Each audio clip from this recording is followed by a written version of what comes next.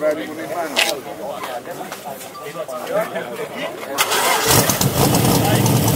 Die laut ein Göttlichsein kann.